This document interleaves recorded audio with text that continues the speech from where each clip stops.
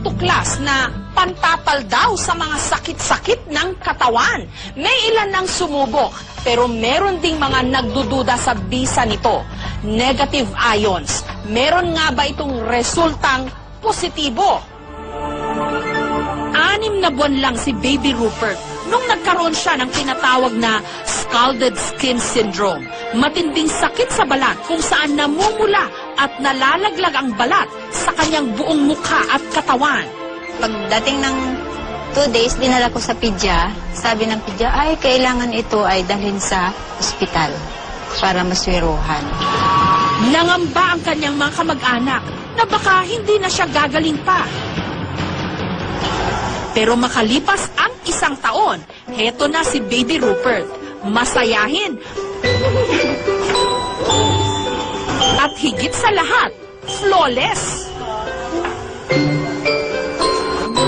Ang nagpakinis daw sa kanya, sanitary napkin na may negative ions. Wala naman daw masama kung sinubukan nila ito, lalo ba't 10 piso lang kada piraso. Tinatanggal lang nila ang negative ion strip sa sanitary napkin. Pagkatapos, itinapal sa sugat ni Baby Rupert. Makalipas lang daw ng 1 linggo, unti-unti nang kuminis di umano si Baby Rupert. Sa internet, may pag-aaral na nagsasabing may natural daw na kakayahan na magpagaling ng iba't ibang klase ng sakit, ang tinatawag nilang negative ions.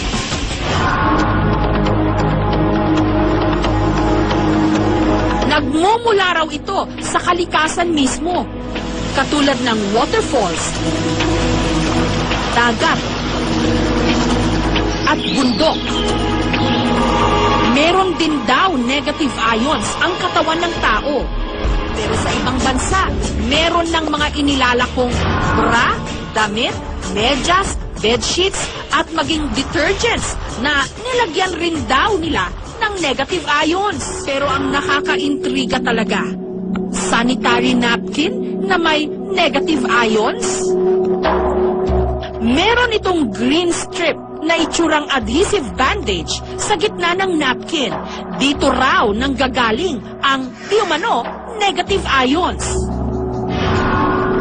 Tatanggalin ito, babasain, at ididikit daw sa sumasakit na parte ng katawan. Si Yoli, 41 years old, noong nakaraang taon, meron daw nakitang cyst sa kanyang matres. Pero nung ginamit daw niya ang negative ion na sanitary napkin, wala pa raw ilang oras na wala na ang kanyang cyst di umano. Kung hindi ito lumabas, no, tong mga laman-laman na to, kasi nung parang kulani siya ng baboy na lumabas. Ang tendency nun, hanggang kinabukasan, kung inabot ako ng kinabukasan, mamamatay ako because of sepsis. Sa sobrang bilib ni Yoli rito, pati na ang kanyang pamilya, pinagamit niya nito. Kapag sinisipon daw ang kanyang mister, pinapasinghot niya ng negative ion na napkin.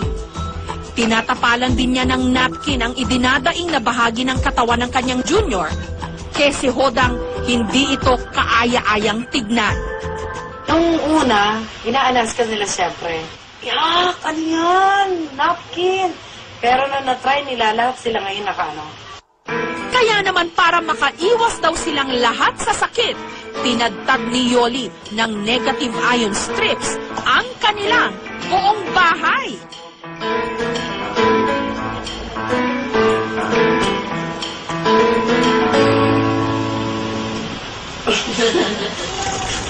Si Lolo Gregorio naman, 84 years old, nagamot di umano ang kanyang namamagang prostate dahil daw sa araw-araw niyang paggamit ng napkin. Marami kasi nagpayo na nakakatulong yan sa mga may depresya sa prostate. Kaya ang ginawa ko, gumamit rin ako. Dahil sa aming narinig, lalo kaming naintriga. Sinadya namin ang tanggapan ng distributor ng sanitary napkin na meron daw negative ion. Taong 2006 nung naimbento raw ito sa China. Pero noong nakaraang taon lang sinimulang ibenta dito sa Pilipinas. So na they came up with all the researches. Doon sa small strip na yun, nilagay nila sa napkin. And since they're in the business of napkin, yun na rin ang ginamit. And it's patented. Trade secret daw ng mga Hapon na siyang gumagawa ng kanilang produkto kung papaano inilalagay ang negative ions di umano sa strip na ito.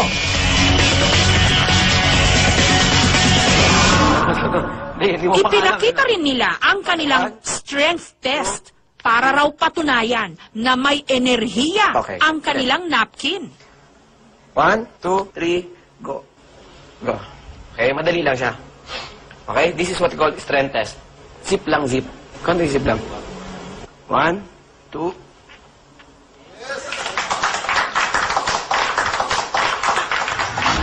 Sa pamamagitan din daw ng paghawak lang sa boteng may negative ion strip, hindi raw tumutumba ang taong dinadantayan ng kamay ng nagdedemo. Okay? 1, 2, 3, go. Pag tinanggal mo, tanggalin mo.